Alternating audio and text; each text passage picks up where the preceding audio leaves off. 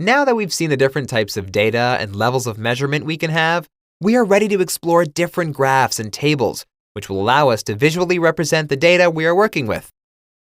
Visualizing data is the most intuitive way to interpret it, so it's an invaluable skill. It is much easier to visualize data if you know its type and measurement level. As you may recall, there are two types of variables, categorical and numerical.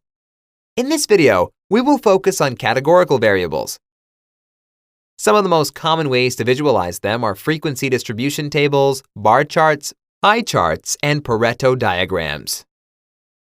First, let's see what a frequency distribution table looks like. It has two columns, the category itself and the corresponding frequency. Imagine you own a car shop and you sell only German cars.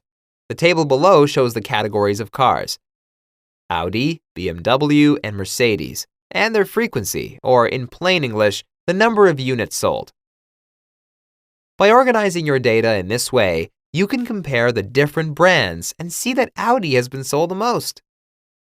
So, that is a frequency distribution table. However, tables aren't much fun, are they? Using the same table, we can construct a bar chart, also known as column chart. The vertical axis shows the number of units sold, while each bar represents a different category indicated on the horizontal axis. In this way, it is much clearer that Audi is the best-selling brand. Okay, let's represent the same data as a pie chart. In order to build one, we need to calculate what percentage of the total each brand represents. In statistics, this is known as relative frequency. Naturally, all relative frequencies add up to 100%. Pie charts are especially useful when we want to not only compare items among each other, but also see their share of the total. Okay, this example could be easily transformed into a business example of market share. Market share is so predominantly represented by pie charts that if you search for market share in Google Images, you would only get pie charts. Imagine that the data in our table is representing the sales of Audi, BMW, and Mercedes in a single German city, say Bonn. The chart will show us the market share that each of these brands has. Lastly, we have the Pareto diagram. In fact, a Pareto diagram is nothing more than a special type of bar chart, where categories are shown in descending order of frequency. By frequency, statisticians mean the number of occurrences of each item. As we said earlier, in our example, that's exactly the number of units sold.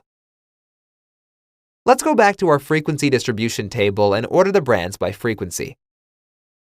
Now, we can create the bar chart based on the reordered table, and voila! We almost have a Pareto diagram. There is one last touch to make it one, a curve on the same graph, showing the cumulative frequency. The cumulative frequency is the sum of the relative frequencies.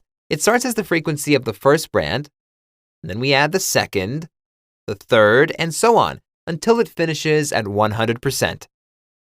This polygonal line is measured by a different vertical axis on the right of the graph. At each of its vertices, it shows the subtotal of the categories to its left.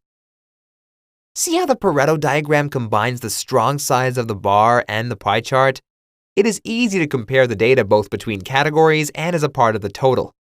Furthermore, if this was a market share graph, you could easily see the market share of the top 2 or top 5 companies. Finally, it is named after Vilfredo Pareto. You may have heard of another idea of his, the Pareto principle, also known as the 80-20 rule.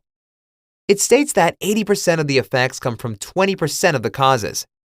A real-life example is a statement by Microsoft that by fixing 20% of its software bugs, they managed to solve 80% of the problems customers experienced.